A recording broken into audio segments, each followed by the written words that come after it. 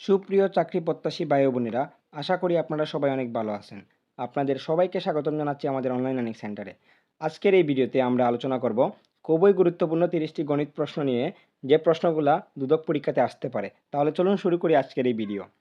1 নম্বরে এখানে আমরা মুনাফা ও লাভ ক্ষতির অঙ্ক নিয়ে আলোচনা করব।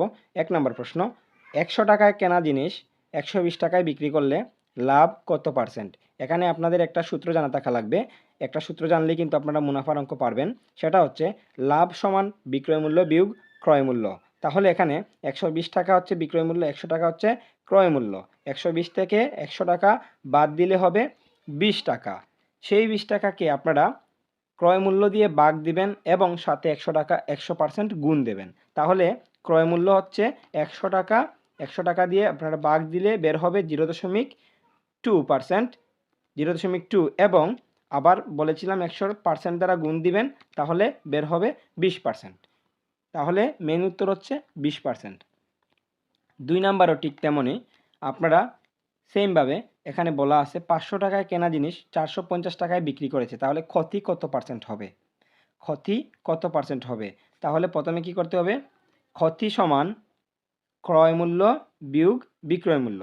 তাহলে ক্রয় মূল্য হচ্ছে 500 টাকা আর বিক্রয় মূল্য হচ্ছে 450 টাকা। তাহলে এখান থেকে ক্ষতি হয়েছে 50 টাকা, সেটাকে ভাগ দিতে হবে আপনাদের ক্রয় মূল্য দিয়ে। সেটাকে ভাগ দিতে হবে আপনাদের ক্রয় মূল্য দিয়ে এবং 100 দিয়ে গুণ দিতে হবে। তাহলে আপনাদের কাঙ্ক্ষিত উত্তর বের হয়ে যাবে। যেমন এখানে 50কে আমরা ভাগ দেব প্রথমে ক্রয় মূল্য 500 টাকা এবং তারপরে গুণ দেব 100 টাকা, 100%।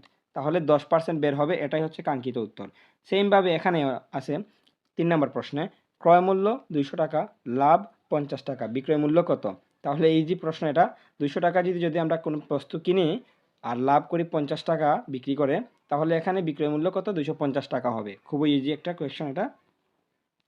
4 নম্বর প্রশ্ন, এখানে বিক্রয় মূল্য 600 টাকা এবং ক্রয় মূল্য 500 টাকা দেওয়া আছে, তাহলে লাভ কত পার্সেন্ট হবে? তাহলে লাভ বের করতে হলে আমরা সূত্র জানি। প্রথমে বিক্রয় মূল্য থেকে ক্রয় মূল্য বাদ দিবেন, এখানে 100 টাকা বের হবে। তারপরে ক্রয় মূল্য দিয়ে ভাগ দিবেন, 500 দিয়ে ভাগ দিলে তারপরে গুণ দেবেন 100 টাকা, কারণ 100% 500 টাকারে বের করতে হবে। তাহলে বের হয়ে যাবে 20%। এটা একটু ট্রাই করবেন আপনারা। আর হ্যাঁ, আরেকটা কথা বলে দেই, আপনাদের কিন্তু পরীক্ষার হলে ক্যালকুলেটর অ্যালাউ নয়। আপনারা খাতা এবং কলমে করতে হবে, ক্যালকুলেটর কিন্তু নট অ্যালাউড। 5 নাম্বার প্রশ্ন, একটি জিনিস 800 টাকায় কিনে 880 টাকায় বিক্রি করলে কত পার্সেন্ট লাভ হবে? সেমভাবে আপনারা এই অঙ্কটাও করে নেবেন, এখানে 10% বের হবে। 6 নাম্বার প্রশ্ন, ক্রয় মূল্য 400 টাকা, ক্ষতি 40 টাকা। তাহলে কোনো বস্তু আপনি 400 টাকা দিয়ে কিনেছেন এবং সেখানে 40 টাকা ক্ষতি হয়েছে, বিক্রয় মূল্য কত? তাহলে 400 থেকে 40 টাকা বাদ দিলে 360 টাকা হবে।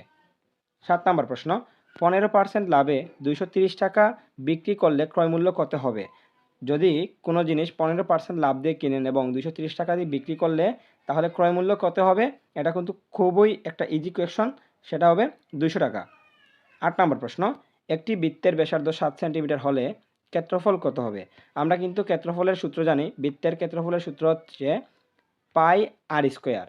তাহলে পাইয়ের মান হচ্ছে 3.1416 এবং আর এর মান হচ্ছে 7 সেন্টিমিটার, যাকে আমরা স্কোয়ার করলে 153 পেয়ে যাব, 153.86 পাবো। সঠিক উত্তর হবে সি নাম্বারটা। 9 নাম্বার প্রশ্ন, একটি সংখ্যার সাথে 5 যোগ করলে 15 হয়, সংখ্যাটি কত হবে? যদি আমরা কোনো সংখ্যার সাথে 5 যোগ করি তাহলে 15 হবে। যেমন 10-এর সাথে 5 যোগ করলে 15 হবে, তাহলে সংখ্যাটি হবে 10। 10 নাম্বার প্রশ্ন, সংখ্যাগুলো 10, 20, 30 এর গড় কত? গড়ের এটা হচ্ছে কিন্তু সাধারণ গড়। সাধারণ গড়ের সূত্র আমরা কি জানি? উপাত্তগুলোর সমষ্টি ভাগ উপাত্তগুলোর সংখ্যা। তাহলে এখানে উপাত্ত আছে 10, 20, 30, এটা যোগ করলে হবে 60 এবং উপাত্তগুলোর সংখ্যা এখানে 3টা উপাত্ত দেওয়া আছে। 60কে যদি আমরা 3 দ্বারা ভাগ করি তাহলে এখানে 30 বের হবে, 20 বের হবে। কারণ 60কে 3 দ্বারা ভাগ করলে 20 বের হবে, এখানে গড় হবে 20।